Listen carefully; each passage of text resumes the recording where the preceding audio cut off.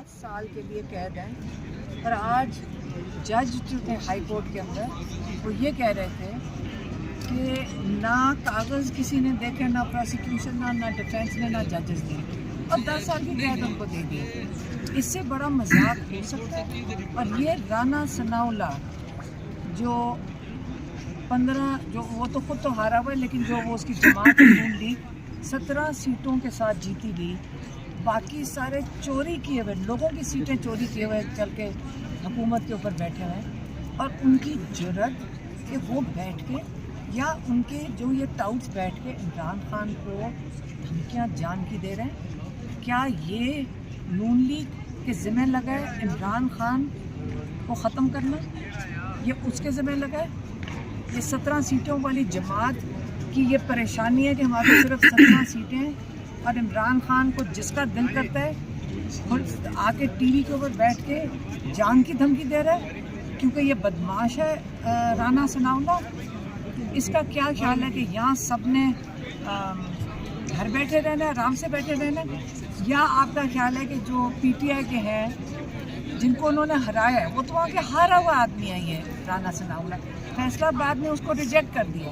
इसी ने ये साइफर की ये अहमकाना केस किया था और ये अब टीवी के ऊपर बैठ के इसका यहाँ बस नहीं चला एफआईआर से, तो अब ये इमरान खान को जान की धमकियाँ देगा। या मरियम औरंगज़ेब जिनकी फैमिली को उनकी जो फैमिली के लोग हैं मैं उनको जानती हूँ, और ये इस बेचारी से क्या क्या करवा लिया बेचारी मरियम औरंगज़ेब से, इससे क्या करवा बेचारी है भाई। ये कौन ऐसी बातें करता है, अपने आप को जलील करता है टीवी के ऊपर बैठ के और झूठ बोलना पड़ता है सारा दिन। मुझे तो उन पे तरस आ रहा है। अच्छा, तो मैडम ये बताइएगा कि लेकिन अगर ये धमकियाँ देंगे ये जो कहना कि इमरान खान का वजूद रहेगा या हमारा वजूद रहेगा राना सनाउल्लाह का, अगर ये धमकियाँ देंगे, ये हारी भी पार्टी, फिर से मैं कहूँगी हारी भी पार्टी 17 सीटों की पार्टी है, और ये उस एक अजीम शख्स जो जेल के अंदर बैठा हुआ है, साथ शाह महमूद बैठे हुए हैं 10 साल की। आज मेरे ख्याल में जो हमारे जज साहिबान थे जिन्होंने आज कोर्ट बंद कर दिया, उन्होंने कहा 25 लोग से ज़्यादा अंदर ही नहीं आ सकते। यहाँ पे एमएलएज एमपीएस जो ये नहीं रोक सकते, उनको अगर वो कार्ड दिखाएं वो कोर्ट में जा सकते हैं। आज उन्हें तो सिक्योरिटी की वजह से आज आप अपने एमएलएज और एमपीएस को सिक्योरिटी रिस्क करार दे दिया कि जब तक 25 लोगों की लिस्ट नहीं होगी एमएलएज एमपीएस के अंदर नहीं आने देंगे, सिर्फ 25 को इजाज़त मिली। तो आज अगर आपके एमएलएज और एमपीएस कोर्ट्स के लिए सिक्योरिटी रिस्क हैं, राना सनाउल्लाह टीवी पे बैठकर 17 सीटों वाला टीवी पे बैठकर इमरान खान को जान की धमकी देगा, तो मेरे ख्याल में मैडम आपको एफआईआर नहीं कटवानी चाहिए, इतना बड़ा बहुत कटने। एक सेकंड नहीं बताओ आप खुद, एक सेकंड भाई क्या आपको धमकी की कोशिश कर रहे हैं, अगर वो एक्सेप्ट कर ले तो हम हर शहर में डालेंगे, फैसलाबाद में डलेगी, लेकिन वो अगर कोर्ट आपके एक्सेप्ट कर लें, क्योंकि हुकूमत तो 17 सीटों वाली पार्टी की है ना, पुलिस उनके मातहत है, 17 खैबर पख्तूनख्वा में करा दें मैडम, सब जगह डलेगी एफआईआर इनके ऊपर डलेगी। इन थ्रेट्स को संजीदा लें। हाँ, इन थ्रेट्स को संजीदा ले रहे हैं आप लोग, ये जो कर रहे हैं राना सनाउल्लाह साहब? हम संजीदा ही ले रहे हैं ना, हम संजीदा ही ले रहे हैं जो एफआईआर दर्ज करने जा रहे हैं। लेकिन राना सनाउल्लाह को फिर मैं मिलने जाऊंगी फिर ईद पे लग रहा है कि इमरान खान से बाहर आ रहे हैं ईद से पहले। अगर आइंदा अगर वो माफ़ी ना मांगी उन्होंने, तो हम उनके पास जाएंगे, उनके घर उनको मिलने, उनकी फैमिली से, उनकी बीवी से, उनके बच्चों से मिलेंगे। राना सनाउल्लाह की फैमिली से मिलेंगे ना, हम उनकी फैमिली है इमरान खान की। हम इस तरह उनकी फैमिली को, अगर उनकी बहनें हैं, उनके बाकी उन्हीं से मिलेंगे ना, उनको मिल के ये पूछना चाहेंगे कि आपको अल्लाह का खौफ है तो इस शख्स को कंट्रोल करो। अगर ये कत्ल करने का सोच रहे तो ये सोचे, आप भी सोच लें कि आप औरों के भी घर वाले हैं, वो अकेले नहीं है इमरान खान।